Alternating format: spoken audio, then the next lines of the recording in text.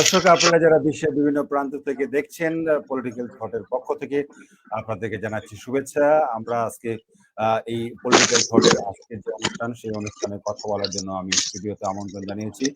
যুক্তরাজ্য থেকে যুক্ত হয়েছেন জনাব অ্যাডভোকেট তাহির রায়হান চৌধুরী পাবেল, এবং স্টুডিওতে যুক্ত হয়েছেন সুনামগঞ্জ পাবলিক লাইব্রেরির সম্পাদক জনাব অ্যাডভোকেট খলিল রহমান। আজকে স্টুডিওতে যুক্ত হয়েছেন জনাব রুহুল তহিন। এবং আজকে যে আমরা যে বিষয়টি নিয়ে কথা বলার চেষ্টা করব সেটি হচ্ছে সুনামগঞ্জ এবং রাজনীতি এবং সম্ভাবনা। এবং আমরা দীর্ঘদিন যাবৎ আমাদের সুনামগঞ্জের আমরা সন্তান হিসাবে আমরা বিভিন্ন সরকার এই সুনামগঞ্জের ছিলেন, জাতীয় পার্টির সরকার ছিলেন এবং আওয়ামী লীগের সরকার ছিলেন, বিএনপি সরকার ছিলেন। এবং আমাদের সিলেট বিভাগের মধ্যে যে আমাদের 4টি জেলা, তার মধ্যে বাকি যে 3টি জেলার যে উন্নয়নের অবস্থা এবং আমাদের সুনামগঞ্জের যে অবস্থা, সেই তুলনামূলক চিত্র দিয়ে তুলে ধরার চেষ্টা করব। এবং সেই বিষয়ে যারা আলোচকরা রয়েছেন, বিজ্ঞ আলোচকরা রয়েছেন, তারা কিভাবে উত্তরণ করা যায় এবং সামনের দিনগুলো, সামনের যে সরকার আসবে সেই সরকার কিভাবে এই সুনামগঞ্জকে উন্নয়ন করবেন, সুনামগঞ্জের রাজস্ব, যদি রাষ্ট্রের যে রাজস্ব আয় করতে চায় তাহলে কি কি পরিকল্পনা করা উচিত বলে মনে করি। আমরা শুরুতেই চলে যাচ্ছি, সুনামগঞ্জে আছেন অ্যাডভোকেট জনাব রুহুল তহিন। তহিন ভাইয়া, আপনার কাছে জানতে চাই যে এই সুনামগঞ্জ বিগত দিনে যে সরকারগুলো রাষ্ট্র পরিচালনা করেছে এবং সুনামগঞ্জের যে উন্নয়ন, এই যে বাকি যে 3 জেলা রয়েছে, হবিগঞ্জ, মৌলভীবাজার এবং সিলেট এবং আপনার সুনামগঞ্জ, সে তুলনামূলক চিত্রে আপনার কি কি, আপনি কি তুলনামূলক চিত্র যদি আপনি তুলে ধরতেন বা কি কি করা উচিত ছিল বলে আপনি মনে করেন? ধন্যবাদ। আজকের এই অনুষ্ঠানের উপস্থাপক অ্যাডভোকেট রাজা এবং আজকে যারা স্টুডিওতে যুক্ত হয়েছেন সবাইকে আমি ধন্যবাদ জানাচ্ছি। আমাকে আমন্ত্রণ জানানোর জন্য আমি আজকের অনুষ্ঠানের উপস্থাপককে কৃতজ্ঞতা প্রকাশ করছি। সুনামগঞ্জ একটি প্রত্যন্ত জেলা, দীর্ঘদিনের একটি অবহেলিত জেলা, অথচ একটা সম্ভাবনাময় জেলা ছিল সুনামগঞ্জ। রাজনৈতিকভাবে অনেক রাজনৈতিক নেতার জন্ম হয়েছে, প্রাকৃতিক এবং সম্পদশালী একটা জেলা সুনামগঞ্জ। কিন্তু দুর্ভাগ্য হচ্ছে সুনামগঞ্জের কাঙ্ক্ষিত উন্নয়ন কখনই আমাদের আশানুরূপ হয়নি, বা আমরা যেরকম আশা করেছিলাম কোন রাজনৈতিক নেতাই সেই পর্যায়ে নিয়ে যাওয়ার চেষ্টা করেন। যদিও বিগত সময়ে আমরা কিছু উন্নয়নমূলক কাজের ছোঁয়া দেখেছি এবং এটা একটা উপজেলা কেন্দ্র, আমাদের হাওর বেষ্টিত অঞ্চল, আমাদের অনেক স্বপ্ন দেখানো হয়েছিল হাওরের উপর দিয়ে ফ্লাইওভার হবে, আমাদের বিভিন্ন শিক্ষা প্রতিষ্ঠানের উন্নয়ন হবে। যদিও কয়েকটি কলেজ সরকারিকরণ হয়েছে, একটা মেডিকেল কলেজ হয়েছে, একটা ইউনিভার্সিটি হওয়ার সম্ভাবনা বা কার্যক্রম শুরু হয়েছে। আমাদের অবকাঠামোগত উন্নয়নের দিক থেকে বিগত সময়ে কাঙ্ক্ষিত না হলেও কিছুটা উন্নয়ন হয়েছে, কিন্তু আমাদের সাধারণ মানুষের উপকারে আসে বা মানুষের অর্থনৈতিক অগ্রযাত্রায় অবদান রাখে এরকম উন্নয়ন কিন্তু আমরা সুনামগঞ্জে দেখি। আমাদের সত্য কথা হচ্ছে আমরা হাওর অঞ্চলে আমাদের প্রধান অর্থকরী ফসল হচ্ছে ধান। দ্বিতীয় সম্ভাবনাময় ক্ষেত্র হচ্ছে মৎস্য সম্পদ, বালিপাথের আমাদের একটি প্রাকৃতিক সম্পদ। কিন্তু অধিকাংশ ক্ষেত্রেই আমরা দেখেছি, আমাদের সাংবাদিক বন্ধু খলিল আছেন, জানেন ভালো করে, যে আমাদের প্রাকৃতিক সম্পদ লুটপাট হয়েছে। যে পরিমাণ রাষ্ট্রীয় বা এলাকার উন্নয়নে ব্যবহৃত হওয়ার কথা সেরকম ব্যবহৃত হয় না। সারা দেশেই বিভিন্ন জেলায় একটি উন্নয়নের ছোঁয়া আমরা দেখতে পাই। আমাদের পার্শ্ববর্তী জেলা সিলেটেও একটি উন্নয়নের আধুনিক চিত্র আমরা দেখি, কিন্তু সুনামগঞ্জের ক্ষেত্রে আমাদের রাজনৈতিক নেতৃবৃন্দ বা আমাদের সামাজিক নেতৃবৃন্দ বা আমাদের যেসব জাতীয় পর্যায়ের ব্যক্তিত্ব আছেন তাদের ততটা নজর ছিল না একটি আধুনিক শহর গড়ার ক্ষেত্রে বা একটি জনকল্যাণমুখী একটি জনপদ তৈরি করে ক্ষেত্রে জি এক্ষেত্রে আমরা ব্যর্থ হয়েছি, আমাদের নেতৃবৃন্দ ব্যর্থ হয়েছে, আমাদের জি প্রত্যাশা সেই রকম পূরণ হয়নি। আসবো জি আবার আপনার কাছে। আহ, জি ধন্যবাদ আপনাকে। আমরা চলে যাচ্ছি যুক্তরাজ্যে। যুক্তরাজ্যে যুক্ত হয়েছেন অ্যাডভোকেট তাহির রায়হান। জনাব তাহির রায়হান, আপনার কাছে যদি জানতে চাই যে আপনি সুনামগঞ্জের সন্তান, দীর্ঘদিন আপনি রাজনীতি করেন, ছাত্র জীবন থেকে আপনি রাজনীতি করে এই পর্যন্ত বড় হয়েছেন এবং সুনামগঞ্জের সকল কিছু দেখে আপনার আহ, উন্নয়ন বলেন বা সম্ভাবনা বলেন, সকল কিছু মিলিয়ে আপনার যে সন্তুষ্টি, সেটি যদি পলিটিক্যাল থট অনুষ্ঠানের দর্শক বলতেন যে আমাদের কি করা উচিত বা কি করার দরকার ছিল। ধন্যবাদ আপনাকে আমাকে যুক্ত করার জন্য এবং আপনার মাধ্যমে এই অনুষ্ঠান যারা দেখছেন সবাইকে আমার ব্যক্তিগত পক্ষ থেকে শুভেচ্ছা জানাচ্ছি।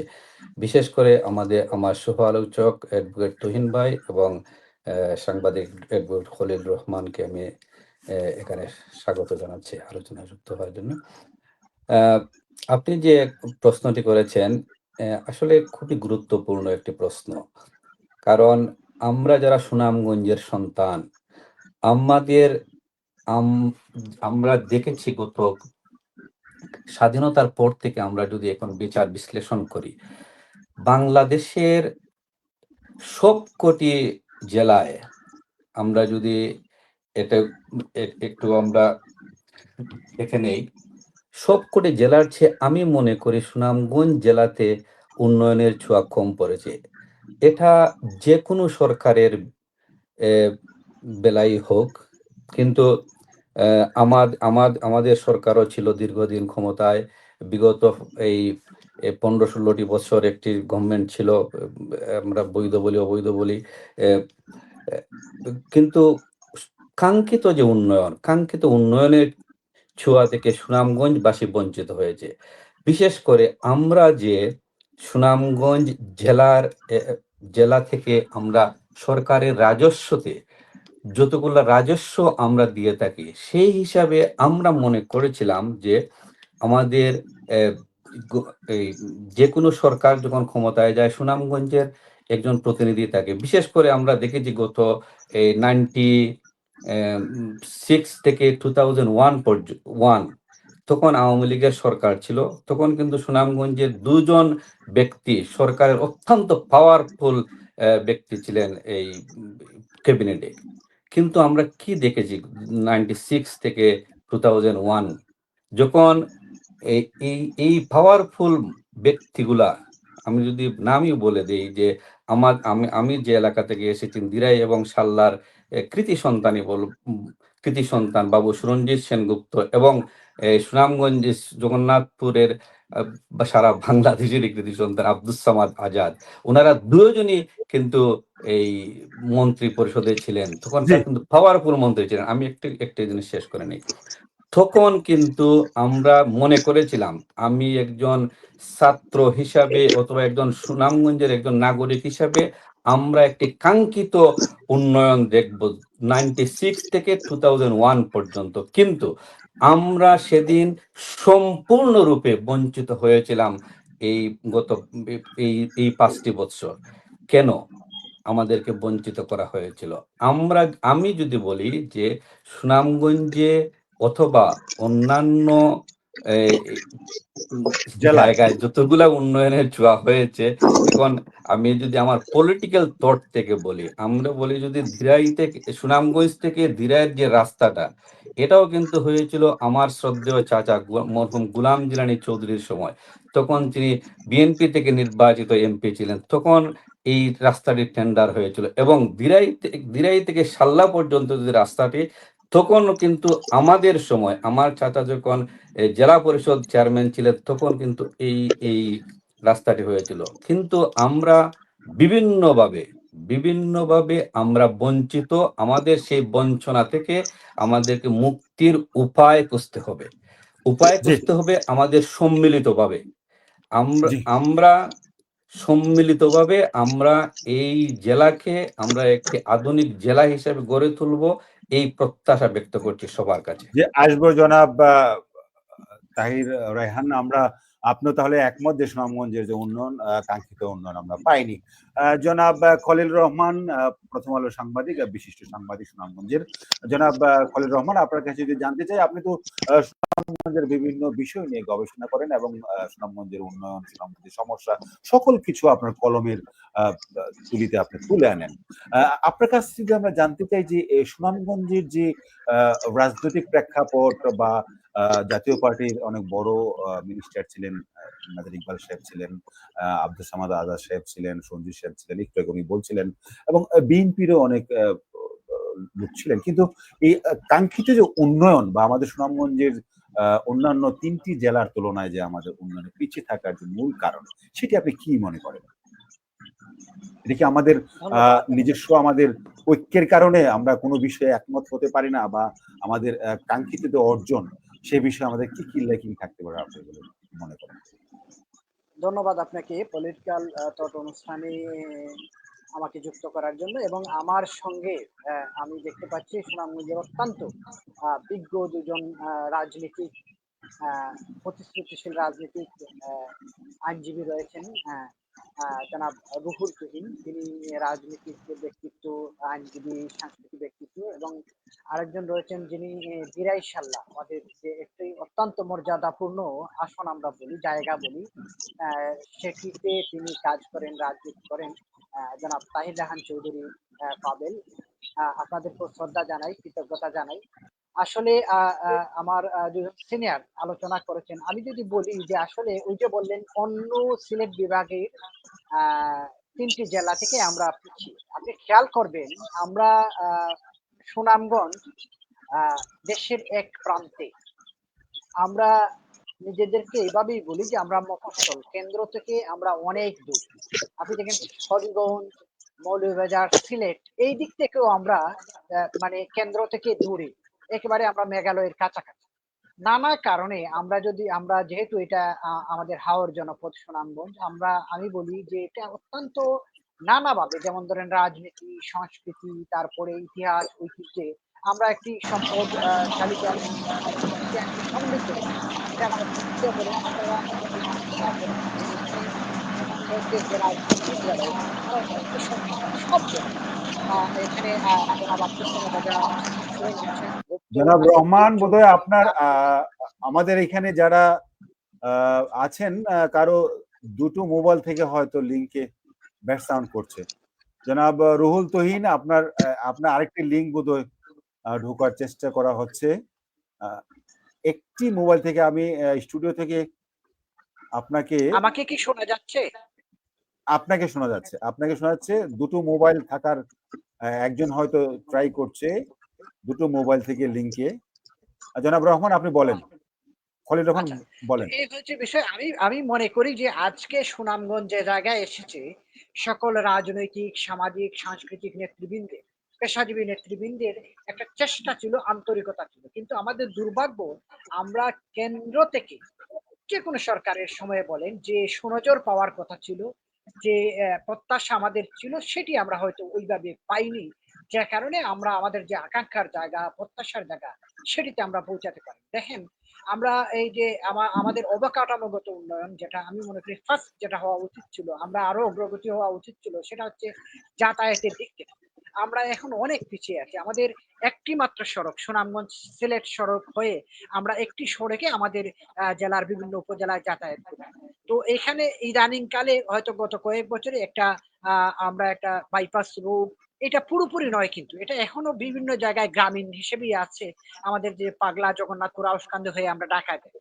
আরেকটি সড়ক আমরা দীর্ঘদিন যাবত আমরা আলোচনা শুনছি, কথাবার্তা শুনছি, যেটি হচ্ছে আমাদের জনাব তাহির রাহান চৌধুরী পাবেল ভাইয়ের এলাকা, দিরাই সাল্লা হয়ে, সাল্লা মারকুলি হয়ে, যেটি আজমিরিগঞ্জ বা ওই অঞ্চলে আমরা যেতে পারবো। এটি আমাদের জন্য খুবই গুরুত্বপূর্ণ। কিন্তু এটির কাজও দীর্ঘদিন যাবৎ চলমান। নানা কারণে এখানে আমাদের যারা এই কাজে যুক্ত ছিলেন তারা অনিয়ম করেছেন, দুর্নীতি করেছেন। যে কারণে এই কাজটিও আকাঙ্ক্ষার, প্রত্যাশার জায়গায় যেতে পারেনি। আমাদের ৩টি সম্পদের কথা আমরা উল্লেখ করেছি, মৎস্য, পাথর, ধান। আজকে দেখবেন এই ৩টি সংকটে রয়েছে। আপনি খেয়াল করেন যে সুনামগঞ্জের সবগুলো পাথর এবং বালুমহাল এই মুহূর্তে বন্ধ রয়েছে। প্রশাসন বন্ধ করে দিয়েছে। পাশাপাশি সিলেটে আমি দেখলাম যে খুলে দেয়া হচ্ছে আর আমাদের গুলা বন্ধ। হ্যাঁ, নানা সংকট এখানে রয়েছে। আজকে দেখেন আমাদের যে মৎস্য সম্পদ, আপনি এটা পরিষ্কার যে আমাদের হাওর নানা কারণে সংকটের পতিত, যে কারণে আমাদের যে মিঠা পানির যে আদার সুনামগঞ্জ বলা হয় সেটিও সংকটে রয়েছে। হাওরের ফসল নিয়ে আমরা প্রতি বছর সংকটে থাকি। মহান সৃষ্টিকর্তার কৃপায় এবার আমরা নির্বিঘ্নভাবে ধান তুলতে পেরেছি। কিন্তু নানা কারণে হাওর সিলটেশন হচ্ছে, হাওর আর হাওর নেই, যে কারণে বুড়ো চাষাবাদেও একটা সংকট আমাদের সৃষ্টি হচ্ছে। যে দেখবেন যে অনেক লোকজন এখন সুনামগঞ্জের বাইরে ঢাকা সহ বিভিন্ন অঞ্চলে কাজের সন্ধানে যাচ্ছে। তো আরেকটা বিষয় যেটা হচ্ছে আমাদের যে ৩টি শুল্ক স্টেশন রয়েছে, এটিতে আমরা সবচেয়ে বেশি রাজস্ব পাই। আপনি খেয়াল করেন বড়ছড়া, চারাগাঁও বা ওই বাগলি যেটা বলে আমাদের তাহিরপুর উপজেলা। এই এইখানে আরো বড় সংকট বিদ্যমান। নানা কারণে বিগত দিনে যারা একটু যুক্ত ছিলেন, ব্যবসা বলেন, তারপরে পরিচালনায় বলেন, সরকারের পক্ষে ছিলেন, এখানে কোনো উন্নয়ন হয় নাই। ব্যবসায়ীরা সংকটে রয়েছে। তারপরে এখানেও নানা অনিয়ম আমরা দেখতে পাই। আমি যেটা মনে করি যে আহ, এর পরেও আমরা যে জায়গায় এসেছি এখানে সবার কন্ট্রিবিউশন রয়েছে। আমি বিভিন্ন রাজনৈতিক দলের কথা বলতে পারি, আওয়ামী লীগ, বিএনপি, তারপরে জাতীয় পার্টি সহ অন্য যারা রয়েছেন, সবার কন্ট্রিবিউশন রয়েছে, সবার চেষ্টা রয়েছে। এখন একটা পরিবর্তনের মধ্য দিয়ে আমরা যাওয়ার চেষ্টা করছি, বা একটা আকাঙ্ক্ষা সৃষ্টি হয়েছে জনগণের কাছে। আমি বিশ্বাস করি যারাই ক্ষমতায় আসেন বা যারা বিরোধী দলে থাকেন, সবার ঐক্য, রাজনৈতিক ঐক্য আমাদের মধ্যে একটা আছে আমরা মনে করি। কিন্তু আমার কাছে মনে হয় তারা উন্নয়নের জায়গায় যে ভূমিকা রাখার কথা ছিল ঐক্যে বা সবাই সম্মিলিত হবে, সেটি তারা পারেনি। যে কারণে আমরা সুনামগঞ্জ আকাঙ্ক্ষার জায়গায় বা প্রত্যাশার জায়গায় পৌঁছাতে পারি। আমি বিশ্বাস করি যে এই পরিবর্তনের মধ্য দিয়ে যে যে সরকার ক্ষমতায় আসবেন, যারা রাষ্ট্র পরিচালনায় আসবেন, তারা যদি আমাদের সবাই সুনামগঞ্জকে বিশেষভাবে খেয়াল করেন বা ঐক্যবদ্ধভাবে আমাদের সংকটগুলো চিহ্নিত করেন, সমাধানগুলো চিহ্নিত করেন, আমাদের হাওরের যে জীবন মান, হাওরের যে জীববৈচিত্র্য, প্রকৃতি পরিবেশ, এখানে যে পর্যটনের একটা সম্ভাবনা, সেটিকে কাজে লাগান। তাহলে আমরা মনে করি যে আমাদের একটু মানে আমরা ভালোর দিকে বা সত্য সুন্দরের জি জায়গায় বা আমাদের প্রত্যাশার জায়গায় যাওয়ার চেষ্টা করতে পারি। জি, আসবো জনাব রহমান। আমরা চলে যাচ্ছি জনাব রুহুল তুহিন আপনার কাছে। আমি যদি ছোট্ট করে আপনাকে জানতে চাই, জনাব খলিল রহমান বিভিন্ন বিষয়ে গবেষণা করেন এবং সমস্যা তুলে ধরার চেষ্টা করেন, এবং তার লিখনির ছোঁয়ায় অনেক কিছু সুনামগঞ্জে পরিবর্তন হয়েছে আমার যতটুকু জানা। জনাব রহমান ইঙ্গিত করছিলেন যে আমাদের ঐক্যের একটা সমস্যা রয়েছে আমাদের, এবং ইতিমধ্যেই আমাদের সুনামগঞ্জে কিছু কিছু উন্নয়ন হয়েছে। আমি দলমতের ঊর্ধ্বে উঠে যদি কিছু কথা বলি, সেটি হচ্ছে যে আমাদের বিজ্ঞান ও প্রযুক্তি বিশ্ববিদ্যালয়, আমাদের মেডিকেল কলেজ, অনেক কিছুই দৃশ্যমান ছিল, কিন্তু এখন পর্যন্ত আমরা সেটি সুফল ভোগ করতে পারছি না। এবং জনাব রহমান ইঙ্গিত করছিলেন যে আমাদের ঐক্যের কিছু সমস্যা রয়েছে এবং আমরা একমত হতে পারি না আমাদের নিজেদের স্বার্থে, দলমতের ঊর্ধ্বে উঠে আমরা কাজ করতে পারি না। জনাব রুহুল তুহিন, আপনি যদি এই বিষয়ে আপনি বলতেন যে সেখান থেকে আমরা কিভাবে উত্তরণ করতে পারি। উপস্থাপকের দৃষ্টি বিষয়টা আবার একটু পরিষ্কার করুন। আমি স্পষ্ট শুনতে পাচ্ছি, স্টুডিও থেকে শোনা যাচ্ছে না, একটু স্পষ্ট করুন। একটু আপনার দুটো স্ক্রিনে হওয়ার কারণে একটু সমস্যা হচ্ছে। আমি একটি স্ক্রিন আপনার, জি জনাব আবার একটু করুন প্লিজ। জি, জনাব রুহুল তুহিন, জনাব রহমান খলিল রহমান বলছিলেন যে আমাদের সকল সরকারের আমলেই যে উন্নয়নগুলো হয়েছে সেগুলো দৃশ্যমান বা আমরা ভোগ না করার কিছু কারণ রয়েছে, নিহিত রয়েছে। সেটি হচ্ছে আমাদের মধ্যে ঐক্য না থাকা। আমরা একমত হতে পারি না বিভিন্ন বিষয়ে, আমাদের মধ্যে অনৈক্য থাকে, রাজনৈতিক অনৈক্য থাকে, ব্যক্তিগত বিভিন্ন জেলাসি থাকে, অথবা আমরা সকলে মিলে উন্নয়নটাকে ভোগ করতে পারছি না। আমি উদাহরণস্বরূপ যদি বলি যে আমাদের সুনামগঞ্জে আমাদের যে নতুন বিজ্ঞান ও প্রযুক্তি বিশ্ববিদ্যালয় হয়েছে, মেডিকেল কলেজ হয়েছে, তারা যে আমাদের যে উন্নয়নগুলো হয়েছে সেগুলো এখন পর্যন্ত আমাদের সুনামগঞ্জবাসী আমরা সুফল আমরা ভোগ করতে পারছি না। সেটির মূল কারণটি কি, বা তার থেকে উত্তরণের কি কি পথ রয়েছে বলে আপনি মনে করেন? ধন্যবাদ উপস্থাপক। আজকে অনুষ্ঠানে দুইজন আলোচকের আলোচনা শুনলাম। একটা বিষয় স্পষ্ট, যে উন্নয়ন থেকে সুনামগঞ্জ দীর্ঘদিন বঞ্চিত ছিল। এই বিষয়টা আমরা সবাই স্বীকার করি এবং মেনে নিই। বিজ্ঞান এবং প্রযুক্তি বিশ্ববিদ্যালয় খুব সাম্প্রতিক একটি কাজ, মেডিকেল কলেজ একটি সাম্প্রতিক কাজ। উন্নয়নকে যদি শুধুমাত্র অবকাঠামোগত উন্নয়ন হিসেবে আমরা মূল্যায়ন করি বা দেখি, তাহলে সেটা একদিকের উন্নয়ন। এখানে হয়তো আমাদের অনেক অনেক স্টুডেন্টরা পড়াশোনা করবে, একটি মানসিক একটি শিক্ষাগত উন্নয়ন হবে। কিন্তু সুনামগঞ্জের জনসংখ্যা হচ্ছে, আমাদের মনে রাখতে হবে, 25 লক্ষ। এই 25 লক্ষ মানুষ হাওরের উপর নির্ভরশীল। এই 25 লক্ষ মানুষ কোনো না কোনো ভাবে প্রাকৃতিক সম্পদের উপরে নির্ভরশীল। সাম্প্রতিক সময়ে আমাদের অর্থনীতিতে যে বৈদেশিক যে আয়ের ক্ষেত্রটা যুক্ত হয়েছে, এরপরেও কিন্তু আমাদের সিংহভাগ জনগোষ্ঠী প্রাকৃতিক সম্পদ, কৃষি সম্পদ, মৎস্য সম্পদ এর উপর নির্ভরশীল। আমাদের সরকারগুলো, আপনি চিন্তা করেন, আমাদের হাওরের মাছ ঢাকায় যায়, আমাদের হাওরের মাছ দালাল কিংবা ফরিয়ার হাত ধরে দেশের বিভিন্ন অঞ্চলে যায়, আমাদের ধান ফরিয়াদের মাধ্যমে বিভিন্ন জায়গায় যায়। কিন্তু আমাদের কৃষকের কি উন্নয়নটা হচ্ছে? আমাদের কৃষক, মনে রাখতে হবে, সাম্প্রতিক বাংলাদেশে একটি অভ্যুত্থান হয়েছে, একটি সরকারের বিরুদ্ধে অভ্যুত্থানের সরকারের পতন হয়েছে। আমরা কেউ কিন্তু বুঝতে পারছি না বাংলাদেশের সবচেয়ে বড় সম্পদ হচ্ছে কৃষক। বাংলাদেশে আমার দৃষ্টিতে সবচেয়ে বড় ভিআইপি হচ্ছে বাংলাদেশের কৃষক।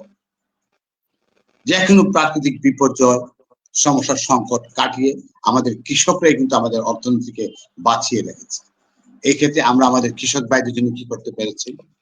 আমাদের কৃষক ভাইরা তার ধান মজুত করবে বা উপযুক্ত মূল্য পাবে, সেই বাজারের কি ব্যবস্থা আমরা করতে পেরেছি? আমাদের রাজনৈতিক নেতারা কি করতে পেরেছে? আমাদের বালি পাথর, আমরা আজকের অনুষ্ঠানে সব আলোচনাকে আমরা স্বীকার করে নিচ্ছি, এগুলো মিসইউজ হয়েছে, একটি গোষ্ঠীর হাতে গেছে, এই একটা গোষ্ঠীর পকেটে টাকা গেছে। কিন্তু আমাদের সাধারণ মানুষ যারা যারা দীর্ঘদিন ধরে প্রকৃতি সংগ্রাম করে বেঁচে আছে, তাদের জন্য আমাদের রাজনৈতিক নেতৃবৃন্দ, রাজনৈতিক দল কি করতে পেরেছে? তাদের উন্নয়ন, তাদের হাতে উন্নয়ন পৌঁছেছে? তাদের জীবনে কি উন্নয়নের ছোঁয়া লেগেছে?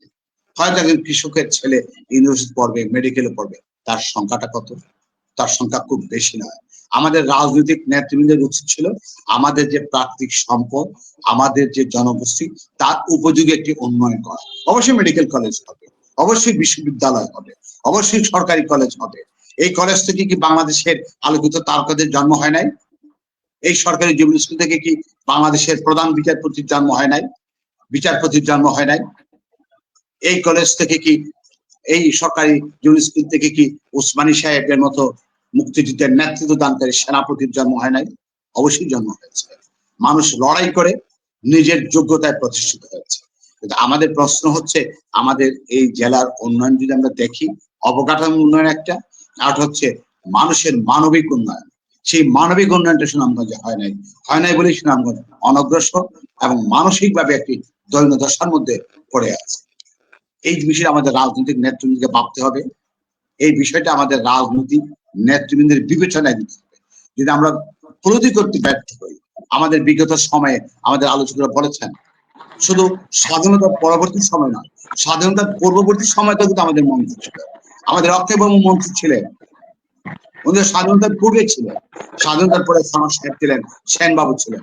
কিছু কিছু রাজনৈতিক নেতার আমার তাদের মন্তব্য, বক্তব্য আমার এখনো, আমি খলিলদের সাথে আড্ডা যখন বসি তখন বলি, আমাদের নেতৃবৃন্দের আন্তরিক প্রচেষ্টা ছিল না যে জনপদ হিসাবে মানুষের উন্নয়ন হোক, মানবিক উন্নয়ন হোক, সেই উন্নয়নে আমরা ব্যর্থ হয়েছি এবং কোন রাজনৈতিক দলের নেতাই সেই প্রচেষ্টা চালান নাই। এই হচ্ছে আমার বক্তব্য। এবং আজকে এখানে দাঁড়িয়ে আমাদের রাজনৈতিক নেতৃবৃন্দের, এখানে যারা আমরা আছি, সবাই কিন্তু রাজনৈতিক ভাবে একটি কমিটির জায়গায় আছে। আমরা ভাই আলোচক বলেছেন জিলানী সাহেবের, তখনকার সময় উন্নয়নের সাথে আমিও সম্পৃক্ত ছিলাম। উনি যখন জেলা পরিষদের চেয়ারম্যান ছিলেন, ওনার সাথে বসার, কাজ করার সুযোগ আমার হয়েছে। কিন্তু দুর্ভাগ্য হলো সত্য, আমাদের রাজনৈতিক নেতৃবৃন্দ, আপনি বলবেন দিনের সাল্লার জন্য কি উন্নয়ন হয়েছে? জনসংখ্যার বিশাল গোষ্ঠী বসবাস করে দিরাই সাল্লায়। এখন আমাদের স্বাস্থ্যসেবা হচ্ছে একটি দুরূহ স্বাস্থ্যসেবা। আমাদের তাহিরপুর, জামালগঞ্জ, ধর্মপ্রসার মানুষের কি উন্নয়নটা হয়েছে? আমাদের দরাবাজারে রাস্তাঘাট হয়েছে, তো মানুষের কি উন্নয়নটা হয়েছে? আপনি চিন্তা করেন, কয়টা সরকারি স্কুল আছে, কয়টা সরকারি কলেজ আছে, কয়টা উন্নত প্রতিষ্ঠান আছে যেখানে গিয়ে পড়াশোনা করবে? মেডিকেল হচ্ছে, মেডিকেলে আপনার এলাকার কয়টা স্টুডেন্ট পড়বে? ইউনিভার্সিটি হচ্ছে, আপনার এলাকায় কয়টা স্টুডেন্ট ইউনিভার্সিটি পড়বে? জি, আমাদের জনাব রুহুল বিবেচনায় তুহিন, নিতে হবে। আমি আজকের নেতৃবৃন্দকে অনুরোধ করব যেন আমাদের জনগোষ্ঠীর মানবিক উন্নয়ন হয় এবং সামাজিক উন্নয়ন হয়, সেই উদ্যোগটা নিতে হবে। আমি একটি উদাহরণ দিয়ে আমি শেষ করবো। আমাদের পার্শ্ববর্তী একটি উপজেলা বিশম্বরপুর, কিছু মানুষের জন্য একটি সবচেয়ে অবহেলিত 10টি 11টি উপজেলার মধ্যে সবচেয়ে অবহেলিত উপজেলা হচ্ছে বিশম্বরপুর। সেই বিশম্বরপুরের উন্নয়ন একজন টিয়ানো করে দিতে পারে, একজন টিয়ানো পাল্টে দিতে পারে, একজন রাজনৈতিক নেতা পাল্টে দিতে পারে। কিন্তু আমরা রাজনৈতিক নেতারা কি করতে পেরেছি, এই বিষয়ে আমাদের বিবেচনায় নিতে হবে। এবং আজকে রাজনৈতিক নেতৃবৃন্দ যারা আছেন তাদেরকে আমি সেই অনুরোধ করবো যেন মানুষের সামাজিক, মানুষের মানবিক উন্নয়নের পথটা তৈরি হয়, উন্নয়নটা যেন সেইভাবে রূপায়িত হয়। ধন্যবাদ সবাই। জি, জনাব তাহির রায়হান, আপনার কাছে যদি জানতে চাই, জনাব রুহুল তুহিন ইঙ্গিত করছিলেন যে রাজনৈতিক যে প্রেক্ষাপট আমাদের সুনামগঞ্জের যে রাজনীতিবিদরা রয়েছেন, দীর্ঘদিন যাবৎ যারা দায়িত্ব পালন করেছেন তাদের ইঙ্গিত করে বলছেন, এবং মানবিক যে উন্নয়ন, আসলে মূলত উনি যে জিনিসটা তুলে ধরার চেষ্টা করেছেন যে এই এলাকার জনগণের জন্য কারো কিছু অবদান এই পর্যন্ত রাখতে পারেনি যে রাজনীতিবিদ যারা ইতিমধ্যেই এই সুনামগঞ্জের যারা এসেছেন। সামনে হয়তো আপনার দল ক্ষমতায় আসতে পারে, বা দীর্ঘদিন আপনি রাজনীতি করেছেন, ছাত্র রাজনীতি থেকে উঠে এসেছেন। আপনি যদি এই সমস্যা থেকে উত্তরণ করার যে পরিকল্পনা, সেটি যদি পলিটিক্যাল থটের দর্শকদের উদ্দেশ্যে বলতেন যে আপনি সুনামগঞ্জের যে সার্বিক উন্নয়ন, আমি শুধুমাত্র আপনার দিরাই সাল্লা না, আমাদের 10টি যে 11টি যে আমাদের উপজেলা রয়েছে, সার্বিক যে উন্নয়ন, সুনামগঞ্জকে আমরা কিভাবে সামনে এগিয়ে নিয়ে যেতে চাই, কিভাবে নিতে পারি, সেই ব্যাখ্যা যদি আপনি দিতেন। হ্যাঁ, ধন্যবাদ আপনাকে। আপনি বলছেন যে শুধু দিরাই সাল্লাহ না, কিন্তু আমরা যারা রাজনীতি করি, আমরা আমি কথাটি বলার উদ্দেশ্য হচ্ছে যে দিরাই সাল্লা, আপনার এই সাল্লাতে অনেক বড় বড় নেতা আমাদের সুনামগঞ্জে ছিলেন। এই গত নির্বাচনও একজন ছিলেন যিনি বড় নেতার স্ত্রী, কিন্তু দুর্ভাগ্যজনক হলে সত্য, আমরা কোন আমরা জায়গা থেকে সাল্লা যেতে শিখি? পারি না, আমরা তো শিখি এখনো মিস্টেক থেকে। নৌকায় যেতে হ্যাঁ, হয়। এটাই আমি বলি। ধরেন, আমি একজন ক্ষুদ্র মানুষ, আমি এভাবেই আমরা চিন্তা ভাবনা করি যে দেখুন, আমরা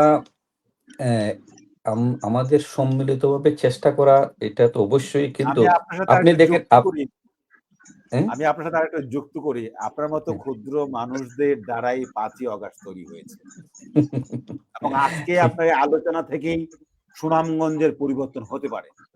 হ্যাঁ, বলুন। Thank you. আমি সমস্ত সুনামগঞ্জের বেলায় যদি বলি, আমাদের সবাইকে একটা জিনিস মনে রাখতে হবে, যে এলাকায় আমরা জন্মগ্রহণ করেছি, যে এলাকায় আমাদের প্রাথমিক শিক্ষা, মাধ্যমিক শিক্ষা, উচ্চ মাধ্যমিক শিক্ষা আমরা গ্রহণ করেছি, যে এখানেই আমাদের মূল রোড। এখানে মানুষকে নিয়ে আমাদের চিন্তা ভাবনা করা উচিত। আমার শ্রদ্ধেয় তুহিন ভাই একটা কথা বলেছিলেন যে উনি বড় বড় নেতাদের সাথে কথা বলেছেন, কিন্তু কখনোই উনারা সুনামগঞ্জের উন্নয়নের ব্যাপারে খুব একটা আলাপ করেননি। এটা কিন্তু বাস্তব একটি সত্য কথা বলেছেন। আমারও সৌভাগ্য হয়েছে অনেক বড় বড় নেতার সাথে কথা বলার, আলাপ করার, উন্নয়ন নিয়ে আলাপ করার। যখন আমি ছাত্র রাজনীতি করেছি, তখনও এই নেতাদের সাথে আমি আলাপ আলোচনা করেছি আমার দিরাই এবং সাল্লার উন্নয়ন নিয়ে, কিন্তু তাদেরকে সবসময় উদাসীন আমার কাছে মনে হয়েছে। কিন্তু আমি একটা কথা বলি, আমার খুবই খুবই আমার মানে আমার ভাবতেই অবাক লাগে এবং নিজেকে আমি লজ্জিত মনে করি। আমি যখন দিরাই থেকে সাল্লা যেতে, আপনারা কি এখানে যারা সঞ্চালক সাহেব আছেন, তুহিন ভাই অথবা এই সাংবাদিক খলিল ভাই, আপনারা কি কখনো সাল্লা গিয়েছেন রিসেন্টলি? গেছে। আমি মনে হয় না, আমার মনে হয় না যে বাংলাদেশের কোথাও এক উপজেলা একটি নির্বাচনী আসনে, দিরাই এবং সাল্লানি একটি নির্বাচনী আসন, এক নির্বাচনী উপজেলা থেকে অন্য উপজেলায় যেতে আপনাকে কয়েক ঘন্টা সময় ব্যয় করতে হয় এবং অত্যন্ত খারাপ রাস্তা। কেন? আজকে এবং স্বাধীনতার কয়েকটা 53 মাধ্যমে যেতে বছর হয়, কয়েকটা মাধ্যমে যেতে হয়। কয়েকটা মাধ্যমে যেতে হয় এবং স্বাধীনতার 53 বছর পরেও আমাদেরকে এই জিনিসটা দেখতে হচ্ছে। আপনি দেখেন সাল্লার কিছু কিছু জায়গা আছে, সাল্লা সদর থেকে আপনাকে যেতে 3 ঘন্টা সময় ব্যয় করতে হয়। আমার দিরাই উপজেলার সদর থেকে দিরাই যে লাস্ট বর্ডার, আমাকে 2 থেকে 2.5 ঘন্টা 3 ঘন্টা সময় ব্যয় করতে হয়। আমি যদি মোটর সাইকেলে যাই তাহলেও এই সময়গুলা ব্যয় জনাব করতে হয়। রায়হান কিন্তু চৌধুরী, কেন? আমরা জনাব রায়হান কিন্তু চৌধুরী আমরা এই অবস্থা থেকে কিভাবে উত্তরণ করতে পারি? আমি জানতে চাচ্ছি যে সামনে আপনার সরকার ক্ষমতায় আসবে, আপনি কি কি পরিকল্পনা এই সুনামগঞ্জবাসীর জন্য রেখেছেন সেটি যদি আমাদের প্রাথমিক পরিকল্পনাটা হলো কি, আপনি যদি বিশ্বায়নের দিকে তাকান, প্রথমেই আপনাকে যোগাযোগ ব্যবস্থাটার উন্নয়ন করতে হবে। এটা হলো মাস্ট। আপনি যদি যোগাযোগ ব্যবস্থার উন্নয়ন করতে পারেন, আপনি দেখবেন র্যাপিডলি আপনার এই এলাকার চেহারা বদলে যাবে। প্রথমে যোগাযোগ ব্যবস্থার উন্নয়ন করতে হবে, তারপর আপনাকে মানবিক যে উন্নয়নগুলা, আপনাকে প্রাথমিক স্কুল, প্রাইমারি স্কুলের দিকে আপনাকে মনোযোগ করতে হবে, মাধ্যমিক স্কুলের দিকে আপনাকে মনোনিবেশ করতে হবে, মাদ্রাসা শিক্ষার দিকে আপনাকে মনোনিবেশ করতে হবে। আপনাকে শিক্ষায়, প্রাথমিক এবং মাধ্যমিক শিক্ষায় আপনাকে প্রচুর মনোনিবেশ করতে হবে। আরেকটা জিনিস তুহিন ভাই বলেছেন, আমার অত্যন্ত সুন্দর ভালো লেগেছে, যে এই আমাদের যে কৃষক ভাইদেরকে নিয়ে আমাদের সুনামগঞ্জের রাজনীতিবিদ যারা আছেন সবাইকে আলাদা করে চিন্তা করতে হবে। আমরা কিন্তু সুনামগঞ্জের মানুষ, বাংলাদেশের কৃষিতে, বাংলাদেশের খাদ্য উৎপাদনে আমরা অনেক বড় কন্ট্রিবিউশন দিয়ে থাকি, কিন্তু সুনামগঞ্জের কৃষকদেরকে নিয়ে আমাদের রাজনীতিবিদরা অতীতে কোনো পরিকল্পনা করেছেন বলে আমার মনে হয় না। আমরা ভবিষ্যতে সুনামগঞ্জের কৃষকদেরকে নিয়ে আলাদাভাবে চিন্তা ভাবনা করব, কৃষককে কিভাবে সর্বোচ্চ প্রায়োরিটি দিয়ে আমরা এখানে এই ব্যবস্থাটা করতে পারি, আমরা একটা প্রায়োরিটি দিব।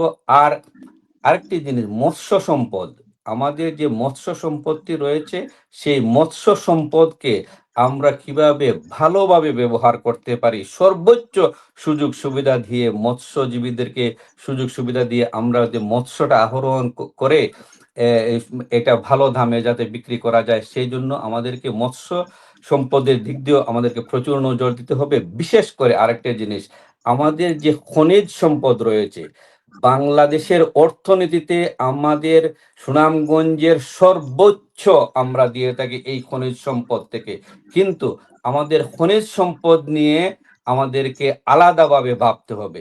আমাদের কৃষি, আমাদের মৎস্য এবং খনিজ, এই 3টি বিষয় আমাদেরকে সর্বোচ্চ প্রায়োরিটি দিতে হবে। খনিজ সম্পদের আমরা যেভাবে বাংলাদেশের অর্থনীতিতে আমরা কন্ট্রিবিউশন করে থাকি, সেই কন্ট্রিবিউশন অনুযায়ী আমাদের ভবিষ্যতে আমরা যারা আমার দল যদি ইনশাল্লাহ যদি ক্ষমতায় যায়, তাহলে আমরা এগুলা প্রাধান্য দিয়ে আমরা কাজ করব এবং খনিজ সম্পদে আমরা যতগুলা কন্ট্রিবিউশন করব, আমরা ইনশাল্লাহ বাংলাদেশ জাতীয়তাবাদী দলের নেতৃত্বে সুনামগঞ্জের জন্য এই কন্ট্রিবিউশনের একটি ভাগ সুনামগঞ্জের মাটিতে যাতে আমরা নিয়ে আসতে পারি, সেই জন্য সর্বোচ্চ চেষ্টা করব ইনশাআল্লাহ। আসবো আবার আপনার কাছে জনাব রায়হান চৌধুরী। আমরা চলে যাচ্ছি জনাব খলিল রহমান। আপনি তো দীর্ঘদিন যাবত বিভিন্ন বিষয় নিয়ে গবেষণা করেন এবং সুনামগঞ্জের সমস্যা নিয়ে তুলে ধরার চেষ্টা করেন। আপনার কাছে জানতে চাওয়া যে জনাব রায়হান চৌধুরী বলছিলেন যে আমাদের মৎস্য খাতের কথা বলছিলেন, আমাদের অন্যান্য যে খাতগুলা রয়েছে, খনিজ সম্পদের কথা বলছেন। আমি যদি আপনাকে পর্যটন শিল্পের কথা বলি, পর্যটন শিল্প নিয়ে আপনার লেখা আমি মাঝে মাঝে পড়ি। আমাদের কি কি দুর্বলতা রয়েছে এবং কি কি ফেসিলিটি গুলো বাড়ালে আমরা পর্যটন শিল্প থেকে আমরা অনেক রেভিনিউ আর্ন করতে পারি বা সুনামগঞ্জের বেকারত্ব আমরা দূর করতে পারি পর্যটন খাত থেকে? যদি একটু বলতেন আমাদের পলিটিক্যাল দর্শকদের উদ্দেশ্যে। হ্যাঁ, অনেক পর্যটন এখন বাংলাদেশের পর্যটকদের একটা আকর্ষণের জায়গা আমাদের সুনামগঞ্জ। হাওর পর্যটন বিকশিত হচ্ছে। আমি যেটুক জানি যে বাংলাদেশে কক্সবাজারের পরে বিশেষ করে বর্ষা মৌসুমে সবচেয়ে বেশি পর্যটক আসেন আমাদের সুনামগঞ্জ।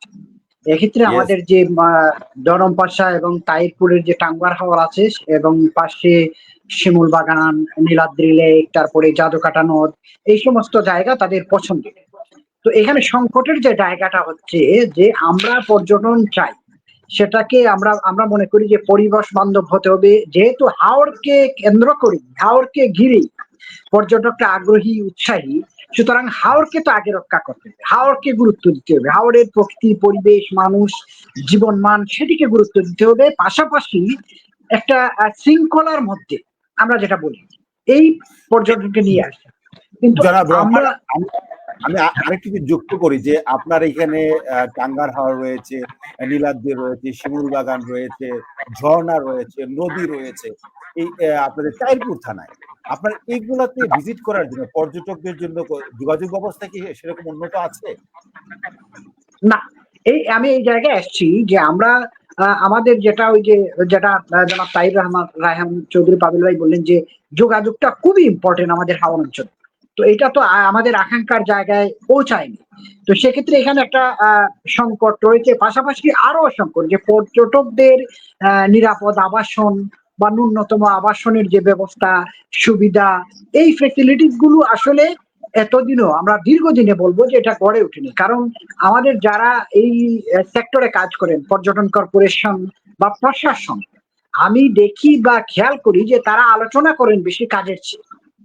এবং এটা একটা সেন্সিটিভ জায়গা টাঙ্গুয়ার হাওর, কারণ এটা আপনারা জানেন যে বাংলাদেশের দ্বিতীয় রামসার সাইট। তো পরিবেশগত এটা সংকটাপন্ন এলাকা, এটা আন্তর্জাতিকভাবে ঘোষিত। তো এখানে আপনি যাই করেন এটা মানে খুব হিসেব নিকেশ করে করতে হবে।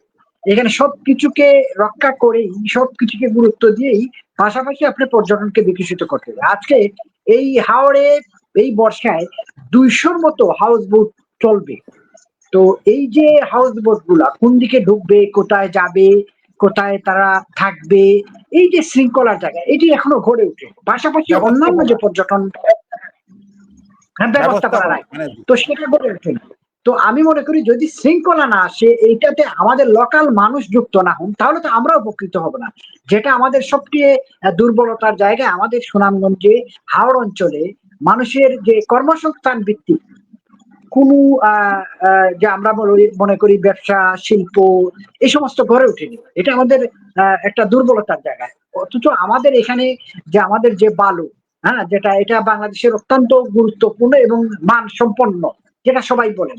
এইখানে তো আমরা যে কাঁচ ফ্যাক্টরি বা অন্যান্য জায়গা, আমাদের খেয়াল করবেন আরেকটা, যেহেতু সুযোগ পেয়েছি বলেই, যে আমাদের ছাতকে যে সিমেন্ট কারখানা, যেটা বাংলাদেশের অত্যন্ত, আমাদের যেটা রাষ্ট্রায়ত্ত, যেটা যে সেই ব্রিটিশ আমলে করা, আমাদের এটা কিন্তু বন্ধ রয়েছে।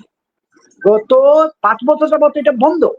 পাশেই কিন্তু বেসরকারি যে প্রতিষ্ঠান লাফার্জ সিমেন্ট, এটা কিন্তু দাপটে চলছে। আমাদের এখানে প্রায় 1,500 কোটি টাকার একটা প্রকল্প হয়েছে নতুন সিমেন্ট কারখানা নির্মাণের জন্য। এই কাজ শেষ, কিন্তু এটি চালু হচ্ছে না। নানান সংকট, আমলাতান্ত্রিক সংকট, প্রকল্পের দুর্বলতা, লুটপাট, এই সমস্ত বিষয়।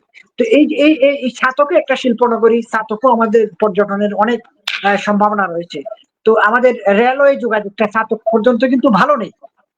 তো তাইলে এই যোগাযোগ যদি গড়ে ওঠে না ওঠে, বা এই জায়গাগুলো যদি আমরা সংকট কাটিয়ে না উঠতে পারি, তাহলে তো পর্যটন বলেন, ব্যবসা বাণিজ্য বলেন, আমাদের যে প্রাকৃতিক সম্পদের কথা বলেন, আমাদের এই জায়গাগুলো থেকে তো আমরা বেরিয়ে আসতে পারবো না, আমাদের উত্তরণ ঘটবে না, যেটা তুহিন ভাই পরিষ্কার ভাবে বলেছেন। আমি মনে করি যে এই জায়গায় সমন্বিত একটা উদ্যোগ দরকার। আমাদের পলিটিক্যালি হয়তো আমাদের মত আদর্শ ভিন্ন থাকবে, আমাদের সামাজিক ভাবে হয়তো আমাদের নানান মত পথ থাকবে, কিন্তু সুনামগঞ্জের ক্ষেত্রে, সুনামগঞ্জের উন্নয়নের ক্ষেত্রে, সুনামগঞ্জের পরিবর্তনের ক্ষেত্রে আমাদের একটা ঐক্যের জায়গা একটা থাকা উচিত বলে আমি মনে করি। জি, জনাব রহমান, আমি আরেকটি প্রশ্ন আপনাকে যদি অ্যাড করতে চাই। আপনি একটি বড় দায়িত্বে আছেন, সুনামগঞ্জ পাবলিক লাইব্রেরির সম্পাদক হিসেবে আপনি আছেন। পর্যটন শিল্পী কিন্তু সেবা প্রদান করার জন্য অনেক গাইড তৈরি করতে হয়, অথবা যারা নতুন প্রজন্ম যারা আছে অনেকে ইউটিউবার বা ফেসবুকে কাজ করতে চায়। যেহেতু এখন ফেসবুক এবং ইউটিউব থেকে আর্ন করা যায় এবং পর্যটন শিল্পে কাজ করার জন্য গাইড তৈরি করে যায়, আপনি কি প্রশাসনের সহায়তায় আপনার এই পাবলিক লাইব্রেরি থেকে কোনো ট্রেনিং কোর্স কি চালু করা যেতে পারে? দেখেন, এটা করা যেতে পারে এবং আপনি যেটা বলছেন আমার প্রতিষ্ঠান এটা সুনামগঞ্জের সম্মানিত জেলা প্রশাসক এটা সভাপতি এবং সুনামগঞ্জের সম্মানিত লোকজন প্রায় 750 সুনামগঞ্জ সারা দেশে বিদেশের মানুষজন সম্মানিত লোকজন এটার সদস্য। আমরা এটা করতে পারি। তো যেহেতু আমরা শিক্ষামূলক একটা প্রতিষ্ঠান, আপনি যে প্রশ্নটা করেছেন এই কি প্রশ্ন, একই ভাবনা আমরা জেলা প্রশাসনের কাছে বারবার তুলে ধরেছি। যে আমরা বলেছি যে পর্যটন বিকশিত হলে আমার লোকজনকে, আমার এলাকার লোকজনকে, স্থানীয় লোকজনকে যুক্ত করতে হবে।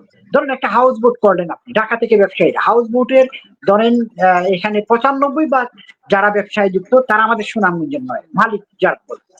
তো আমি বলি আচ্ছা মালিক না হয় আমরা হতে পারলাম না, কিন্তু এখানে যারা এই হাউস বোটে 5 জন 7 জন লোক কাজ করেন, যুক্ত থাকেন, এই লোকজনও যদি আমাদের হন তাহলে 200 হাউস বোট হলে আপনি 1000 লোকের কর্মসংস্থান এখানে হতে পারে। তো এই বিষয়গুলো এবং আপনি গাইডের একটা বিষয় বললেন, এটা খুবই জরুরি। কারণ হাওড়ে চলাফেরা, তারপরে রাত্রি যাপন, তারপরে প্রকৃতি পরিবেশ, এই সমস্ত বিষয় ঠিক রাখতে হলে প্রতিটা হাউস বোটে আমি মনে করি একজন গাইড থাকা, প্রশিক্ষিত গাইড থাকা উচিত। তাইলে এই ক্ষেত্রে আমরা এটি প্রশাসনকে বারবার বলেছি এবং তারাও এটি চিন্তা ভাবনা করছেন। যেহেতু আপনি আমার কথা বলছেন, আমার প্রতিষ্ঠানের কথা বলছেন, তাহলে আমরাও নিশ্চয়ই এই বিষয়কে গুরুত্ব দিতে পারি এবং দেওয়া উচিত বলে আমি মনে করি। আমরা প্রশাসনের সাথে মিলে যৌথভাবে এই বিষয়গুলোকে নিয়ে কথা বলা যায় কিনা, প্রশিক্ষণের ব্যবস্থা করা যায় কিনা, আমরা নিশ্চয়ই চিন্তা ভাবনা করব। জি, ধন্যবাদ আপনাকে। ন্যূনতম একটি ফি নির্ধারণ করে হয়তো সুনামগঞ্জের যারা নতুন প্রজন্ম আছে তাদেরকে বেকারত্ব লাঘবের জন্য বা সুনামগঞ্জের যে পর্যটন শিল্পকে তুলে ধরার জন্য বিভিন্ন ট্রেনিং প্রোগ্রাম ঢাকায় যেরকম হয় পর্যটন কর্পোরেশন থেকে আপনারা এখানে চালু করতে পারেন। ধন্যবাদ জনাব খলিল রহমান। আমরা চলে যাচ্ছি জনাব রুহুল তুহিন। আমাদের হাতে সময় অত্যন্ত কম, আমরা অলরেডি 42 মিনিট অতিক্রান্ত করে ফেলেছি, আমাদের হাতে মাত্র আর সামান্য সময় রয়েছে। জনাব রুহুল তুহিন, জনাব খলিল রহমান বলছিলেন যে আমাদের বিভিন্ন যে খাতগুলো রয়েছে এই খাতগুলো আমাদের যদি আমরা সার্বিকভাবে সবাই মিলে সমস্যাগুলো তুলে ধরে সমাধান করতে পারি তাহলে আমাদের পূর্বের যে রাজনীতিবিদ যারা আছেন বা যাদের লেখিং ছিল সে থেকে আমরা উত্তরণ করা সম্ভব। আপনি যদি আপনার শেষ বক্তব্যটি পলিটিক্যাল দর্শকদের উদ্দেশ্যে যে নতুন প্রজন্ম যারা আছেন, যারা সুনামগঞ্জ নিয়ে কাজ করতে চায়, সুনামগঞ্জের পর্যটন শিল্প নিয়ে কাজ করতে চায়, বা সুনামগঞ্জের যে বিভিন্ন দিক রয়েছে, আমাদের ঐতিহ্য রয়েছে, সুনামগঞ্জের অনেক পুরনো আমাদের স্থাপত্য রয়েছে, সেগুলো নিয়ে কাজ করতে চায়, তাদের উদ্দেশ্যে যদি আপনি কিছু বলতেন একজন রাজনীতিবিদ হিসাবে। হ্যাঁ, ধন্যবাদ। খলিল রহমানের কিছু বক্তব্যের সাথে আমি একমত এবং কিছু ক্ষেত্রে আমাদের দায়বদ্ধতা আমি স্বীকার করে নিচ্ছি। আমাদের এসব উন্নয়নের কাজ করার ক্ষেত্রে বা আমাদের কাঙ্ক্ষিত উন্নয়ন পাওয়ার ক্ষেত্রে কখনোই সমন্বিতভাবে কোনো কাজ হয় না, কখনোই আমরা সমন্বিতভাবে কোনো কাজ করতে পারিনি, এটা আমাদের ব্যর্থতা। আমি খলিল রহমানের মাধ্যমে এবং আবারও বলে দিচ্ছি, এখন আমার সময় না, আমি বলেছিলাম জেলা প্রশাসক মহোদয়কে, ডিসি মহোদয়কে বলেছিলাম যে একটা পদ, ওনার সিনিয়র ম্যাজিস্ট্রেট আছেন, এডিসিরা আছেন, আমি বলেছিলাম একটা পদ সৃষ্টি করেন, ওনার পদটা হবে যে ম্যাজিস্ট্রেট হাওড় ও পরিবেশ উন্নয়ন। উনি শুধু হাওড় পরিবেশটা করেন, ওনার আর কোনো কাজ নেই। টিয়ানো পদমর্যাদা অনেক লোক আছেন ওনার দপ্তরে। আমার প্রস্তাবনা ছিল একজনকে দায়িত্ব দেন, উনি শুধু হাওড় এবং পরিবেশ উন্নয়নের বিষয়ে দায়িত্ব। খলিল বললেন তাহিরপুরের কথা বা টাঙ্গর হাওড়ের কথা। ওনার পত্রিকাতেই গতকালকে নিউজ ছিল অতিথি পাখি প্রজাতির সংখ্যা 59 ছিল, এবার পাখি জরিপে 34টি প্রজাতির পাখি পাওয়া গেছে। এটা প্রথম আলো নিউজ। অর্থাৎ আমাদের এখানে পরিবেশ নষ্ট হয় বা আমাদের জীব বৈচিত্র্য নষ্ট হয় এমন উপাদান বিদ্যমান আছে। যেমন আমি হাউস বোট সাপোর্ট করি না, বিশ্বের কোথাও এত বড় হাউস বোট চলে না, বিশ্বের কোথাও চলে না। আমাদের টাঙ্গর হওয়ার যখন হাউস বোট চলবে 200 হাউস বোট, আপনি চিন্তা করতে পারেন যে 200 হাউস বোট মানুষ নিয়ে একটা হাওরের উপর দিয়ে যাচ্ছে, কি করে জীববৈচিত্র্য রক্ষা হবে, কি করে জীববৈচিত্র্য আমরা রক্ষা করতে পারবো? আমাদের হাওর কি শুধু তাহিরপুরে আছে, দিরাই সেলাই আছে, এগুলোকে পরিকল্পিত উন্নয়নের মাধ্যমে মানুষ যেন পর্যটন হিসাবে নেয়, মানুষ বিনোদন হিসাবে নেয়, সেই ব্যবস্থা করতে হবে।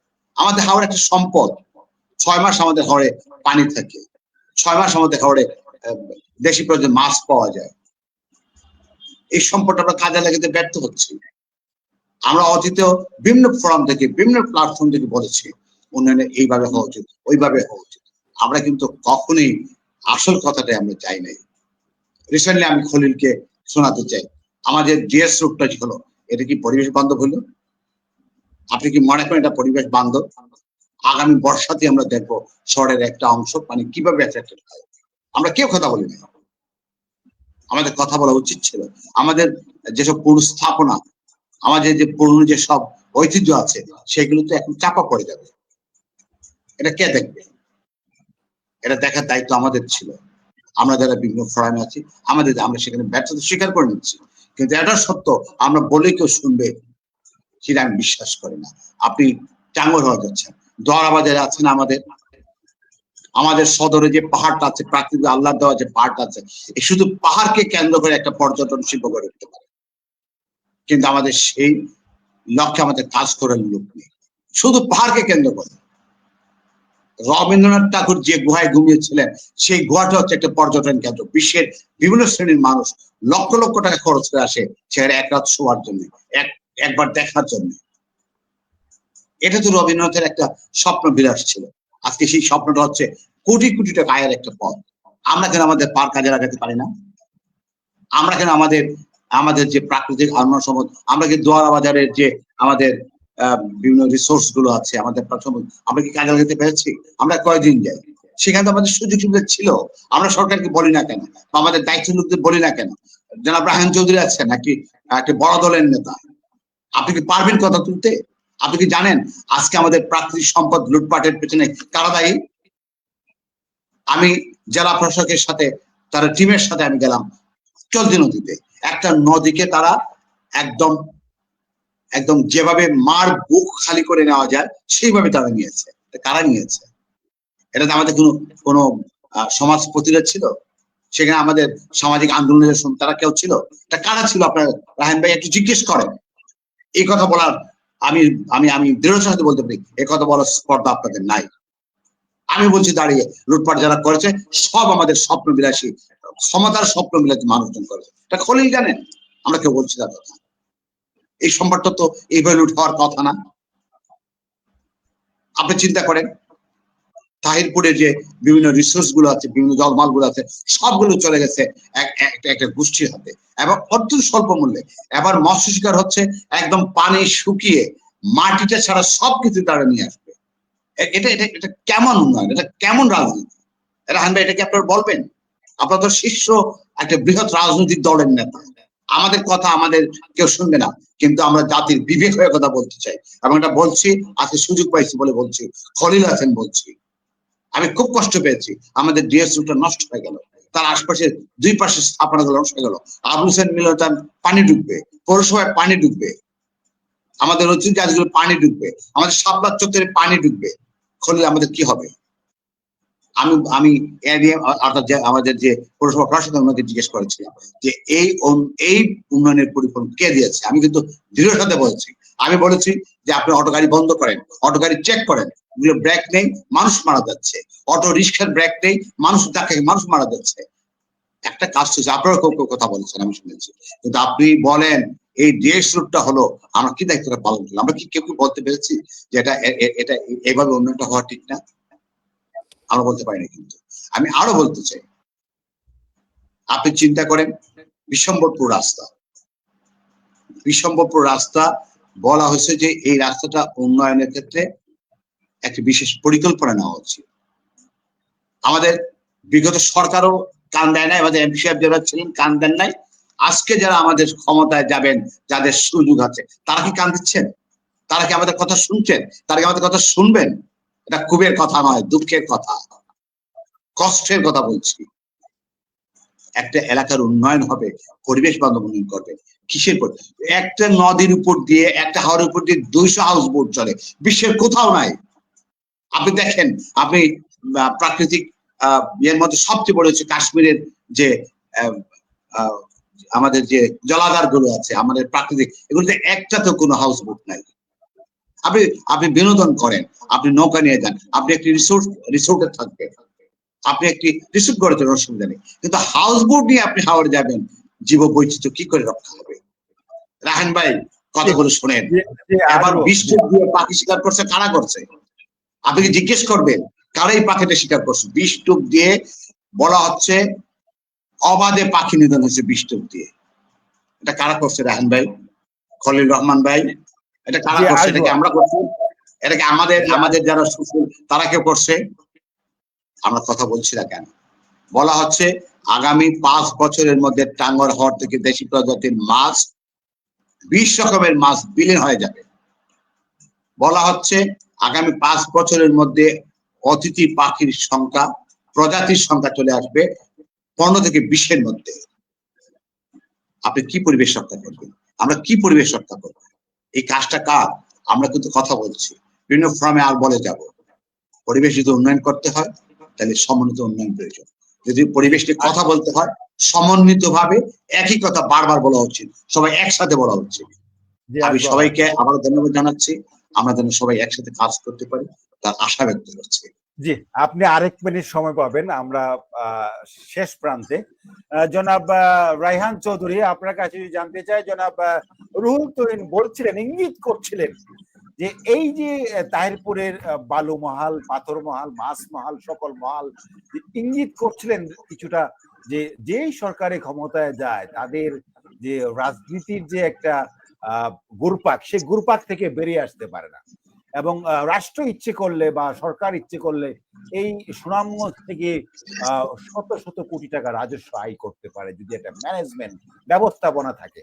এবং আপনি যদি আপনার দল যদি সামনে ক্ষমতায় আসে, আপনি একজন রাজনীতিবিদ, ছাত্র জীবন থেকে রাজনীতি করেছেন, আজকে অন এয়ারে আপনার কাছে আমার জানতে চাওয়া যে আপনি এই সুনামগঞ্জের বালু মহাল, পাথর মহাল, কয়লার খনি, মৎস্য খনি, সেগুলো আপনি কিভাবে ম্যানেজ করবেন বা ব্যবস্থাপনা করবেন? আজকে কিন্তু আপনার এই কমিটমেন্ট থাকবে। অত্যন্ত দুঃখজনক, অত্যন্ত দুঃখজনক আমাদের রুহুল তুহিন ভাই যে কথাটি বলেছেন যে যে সরকারি ক্ষমতায় আসে সেই সরকারের হাতেই চলে যায়, অথবা সেই সরকারের দুষ্ট লোকের, সেই সরকার সমর্থক দুষ্ট লোকের হাতে চলে যায়। এটা অত্যন্ত দুঃখজনক আমাদের সুনামগঞ্জবাসীর জন্য।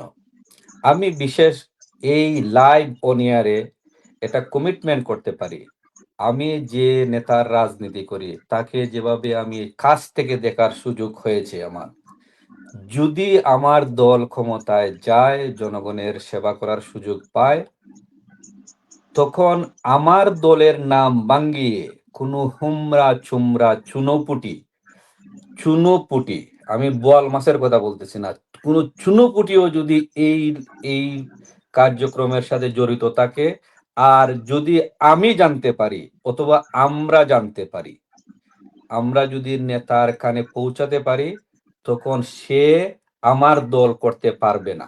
এটা আমি আপনাকে অনিয়ারে বলে দিতে পারি। আর ধন্যবাদ। আর আরেকটি জিনিস, আমার এই অ্যাডভোকেট খলিল রহমান এবং অ্যাডভোকেট তুহিন ভাই যে কথাটি বলেছেন যে এই পর্যটন শিল্প, আমি একজন আসলে এই খুবই মানে আমার নিজের একটি শখ, আমি বিভিন্ন দেশ ঘুরাই, মানে একটু দেখি যে কিভাবে ওরা পর্যটন শিল্প দ্বারা একটি দেশকে পরিবর্তন করছে। আমি বিশেষ করে মরক্কো, তিউনিসিয়া, ইজিপ্টের মতো এই দেশগুলোর কথা যদি বলি, স্পেশালি মরক্কো এবং তিউনিসিয়া, এদের কিন্তু অন্য কোনো রিসোর্স নেই এক্সেপ্ট পর্যটন। শুধু পর্যটন শিল্পের উপর কিন্তু একটি দেশ কিভাবে চলে সেই অভিজ্ঞতাটা আমি বিভিন্নভাবে নেওয়ার চেষ্টা করেছি। আশ্চর্য হবেন, আশ্চর্যর বিষয় হলো হলো এই মরক্কোতে অন্য কোনো ব্যবসা বাণিজ্য অন্য কিছু নেই। আমি কিছুদিন আগে এই আমার এই কোন দেশ ইজিপ্ট, ইজিপ্টের একটি ছোট্ট একটি শহর মারাস্কা আল কাস নাকি, এই এই শহরে অন্য কোনো ব্যবসা নেই, কোনো ব্যবসা নেই এক্সেপ্ট পর্যটন। এই যে ছোট্ট একটি দ্বীপের মধ্যে আপনি যদি দেখেন, উম, হয়তো তাদের লোক হবে 10%, বাকি 90% মানুষ হলো গিয়ে পর্যটক। তাহলে এই পর্যটক দিয়ে একটি দেশকে কিভাবে তাদের মূল আয়ের উৎস এই পর্যটন শিল্পের মধ্যে নিয়ে এসেছে। আমরা আমাদের যে সুনামগঞ্জ, আমাদের সাংবাদিক সাহেব যেটা বললেন, আমাদের অ্যাডভোকেট সাহেব যেটা বললেন, সুনামগঞ্জ আমরা যদি এটা হলো গিয়ে রাষ্ট্রীয়ভাবে এটাকে আলাদাভাবে গুরুত্ব দিতে হবে। বিশেষ করে এখানে সিকিউরিটির বিষয়টা হলো গিয়ে অত্যন্ত গুরুত্বপূর্ণ। আমি যতগুলা দেশে গিয়েছি, বিশেষ করে পর্যটন নগরীতে, আপনি যদি রাত্রে 2টায় হাঁটেন, রাত্রে 3টায় হাঁটেন, রাত্রে সন্ধ্যার সময় হাঁটেন, আপনি যদি ওরা যদি জানে আপনি একজন পর্যটক, আপনাকে যে সম্মান দেবে এটা আনবিলিভেবল। এটা কিন্তু রাষ্ট্রীয়ভাবে করতে হবে। রাষ্ট্র থেকে আলাদাভাবে এই পর্যটন নগরী করে সুনামগঞ্জে আমাদের দেখেন, আমরা আমরা অত্যন্ত সৌভাগ্যবান। সিলেটের যারা আমাদের বৃহত্তর সিলেটের মানুষ, আমাদের হযরত শাহজালাল রহমতুল্লাহ আলাইহি, শাহপরান রহমতুল্লাহ আলাইহির মাজার দেখার জন্য সারা বাংলাদেশের মানুষ কিন্তু এখানে ছুটে আসে। এই বাংলাদেশের মানুষকে যদি আমরা এই 50 অথবা 60-70% মানুষকে যদি আমরা সুনামগঞ্জের দিক দিয়ে আমরা নিতে পারি শুধু পর্যটক হিসাবে, আমরা কিন্তু একটা বিরাট রেভিনিউ, ব্যবসা বাণিজ্য আমাদের সুনামগঞ্জের মতো অন্য কোনো জেলাতে হবে না। এই জন্য জনাব রায়হান চৌধুরী, আমাদেরকে আমাদের আলাদাভাবে চিন্তা ভাবনা করতে হবে। এবং এই বিশেষ করে এখানের যে ডিসিএ সাহেবরা আছেন এবং আমাদের যে মূল রাজনৈতিক দলগুলার নেতৃবৃন্দরা রয়েছেন, তাদেরকে একটি কমিটমেন্টে আসতে হবে। এখানের আইন শৃঙ্খলা পরিস্থিতিকে আমরা উন্নয়ন করব প্রথম, তারপর আমরা পর্যটনকে আমরা একটি চূড়ান্ত রূপ রায়হান দিতে চৌধুরী, পারবো। আর আর আর আমরা সময় তো পারছি না। জনাব খলিল রহমান, আপনি যদি আপনার শেষ বক্তব্যটি নতুন প্রজন্মের উদ্দেশ্যে বলতেন। আপনি অনেক লেখালেখি করেন, গবেষণা করেন, সুনামগঞ্জে অনেক ভাবনা আপনার।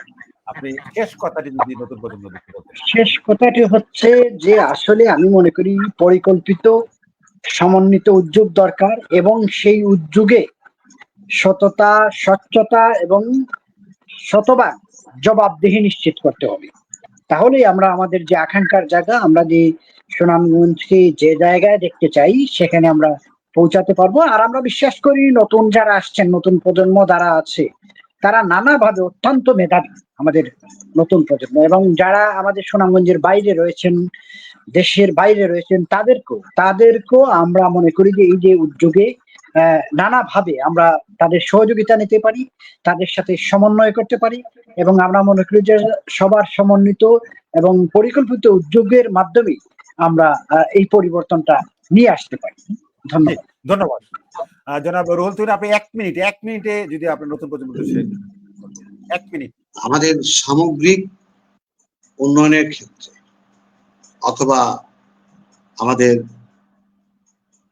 এই জনগোষ্ঠীর ভাগ্য পরিবর্তনের ক্ষেত্রে কার্যকরী সমন্বিত উদ্যোগ থাকতে হবে। খলিল বলেছেন সমন্বিত, শুধু কার্যকরী সমন্বিত উদ্যোগ থাকতে হবে। এবং আমরা যা বলি, মুখ দিয়ে যা বলি, অন্তর থেকে তা বিশ্বাস করতে হবে। যদি করি তাহলে সম্ভব একটা জনগোষ্ঠীর জীবনযাত্রা পাল্টে দেওয়া। আমি সবাইকে অনুরোধ করব, আমরা যা করব অন্তর দিয়ে করব, মন থেকে করব, মানুষকে ভালোবেসে করব, এবং আমাদের যে জন্মভূমি সুনামগঞ্জ, সুনামগঞ্জ ভালোবেসে করব। এই আহ্বান জানিয়ে আমি আবার ধন্যবাদ জানাচ্ছি। ধন্যবাদ। রায়হান চৌধুরী, আপনি 1 মিনিটে যদি বলতেন নতুন প্রজন্মের উদ্দেশ্যে শেষ কথা। ধন্যবাদ। এখন বিশেষ করে আমি ধন্যবাদ জানাতে চাই আমাদের সহ আলোচক সহ আপনাকে। আমরা যে দল করি না কেন, আমরা সুনামগঞ্জের উন্নয়নের ব্যাপারে আমরা সবাই দলমতের ঊর্ধ্বে উঠে আমরা একত্রিত থাকব। আমরা সবাই ঐক্যবদ্ধভাবে আমরা ভবিষ্যৎ সুনামগঞ্জ গড়ে তুলব, এই প্রত্যাশা ব্যক্ত করছি সবার কাছে। ধন্যবাদ সবাইকে। ধন্যবাদ জনাব রায়হান চৌধুরী। ভিউয়ার্স, আপনারা যারা বিশ্বের বিভিন্ন প্রান্ত থেকে দেখছেন, আজকে পলিটিক্যাল থটের যে বিষয় ছিল সুনামগঞ্জ, রাজনীতি এবং সম্ভাবনা, আজকে আলোচকরা বিভিন্ন সমস্যা তুলে ধরার চেষ্টা করেছেন। আমাদের যে সুনামগঞ্জ, আমাদের স্বপ্নের সুনামগঞ্জ গড়ার জন্য আলোচকরা বিভিন্ন সমস্যা তুলে ধরেছেন এবং কিভাবে সেই সমস্যা থেকে উত্তরণ করা যায় সেটি বলার চেষ্টা করেছেন। আমাদের জনাব রুহুল তুহিন বলছিলেন যে আমাদের মধ্যে, আমাদের সুনামগঞ্জের জন্মকাল থেকে এই পর্যন্ত যারা রাজনীতিবিদ রয়েছেন তাদের মধ্যে অনৈক্য থাকার কারণে বা আমরা বড় কোনো চিন্তা না করার কারণে আমাদের সুনামগঞ্জ এখনো পিছিয়ে আছেন। এবং রাজনীতির চিন্তা চেতনা যদি আমরা পরিবর্তন করতে পারি, আমরা যদি মানবিক চিন্তা যদি আমরা সুনামগঞ্জে অ্যাপ্লাই করি, তাহলেই সুনামগঞ্জের প্রকৃত উন্নয়ন সম্ভব। জনাব খলিল রহমান দীর্ঘদিন যাবৎ লেখালেখি করেন, প্রথম আলোর বিশিষ্ট সাংবাদিক, এবং তার গবেষণায় সে যে তুলে ধরেছে যে সুনামগঞ্জের মধ্যে আমরা কোনো উন্নয়নের বিষয়ে আমরা একমত হতে পারি না, আমরা ঐক্যবদ্ধভাবে আমরা সুনামগঞ্জের উন্নয়নে দলমতের ঊর্ধ্বে উঠে কাজ করতে পারি না। এবং জনাব রহমান আরেকটি জিনিস বলার চেষ্টা করেছেন যে উনি যেহেতু একটি দায়িত্বে রয়েছেন, পাবলিক লাইব্রেরির দায়িত্বে রয়েছেন এবং পর্যটন শিল্পের কথা ইঙ্গিত করছিলেন যে ট্রেনিং প্রোগ্রাম যদি করা যায় তাহলে জেলা প্রশাসনের সহায়তায় সামান্য ন্যূনতম ফি নির্ধারণ করে যদি ট্রেনিং প্রোগ্রাম চালু করা যায় তাহলে বিভিন্ন ধরনের কর্মসংস্থান বাড়তে পারে সুনামগঞ্জে, যে আমরা নতুন প্রজন্মে যারা রয়েছেন। এবং জনাব তাহির রায়হান চৌধুরী বলছিলেন যে তার রাজনীতি জীবনের অভিজ্ঞতাগুলো বলছেন এবং তিনি কমিটমেন্ট করেছেন যে আজকে ওনার দল যদি ক্ষমতায় আসে তাহলে চেষ্টা করবেন যে রাজনৈতিক দলের যে সুবিধা বা ব্যক্তির চেয়ে দল বড়, দলের চেয়ে দেশ বড়, সেই যে স্লোগান তার দলের নেতার, সেই স্লোগানকে বাস্তবায়ন করার চেষ্টা করবেন। ভিউয়ার্স, আপনারা দীর্ঘক্ষণ আমাদের সাথে ছিলেন এবং আমরা চেষ্টা করেছি সুনামগঞ্জের বিভিন্ন সমস্যা নিয়ে কথা বলার জন্য, সমাধান নিয়ে কথা বলার জন্য। আমরা প্রতি শনিবার এই অনুষ্ঠানটি, পলিটিক্যাল থট অনুষ্ঠানটি করার চেষ্টা করে আজকে এই পর্যন্তই। আবার কথা হবে আগামী শনিবার ঠিক এই সময়। সেই পর্যন্ত আপনারা ভালো থাকবেন, আপনারা সুস্থ থাকবেন। শুভকামনা নিয়ন্ত্রণ। ধন্যবাদ।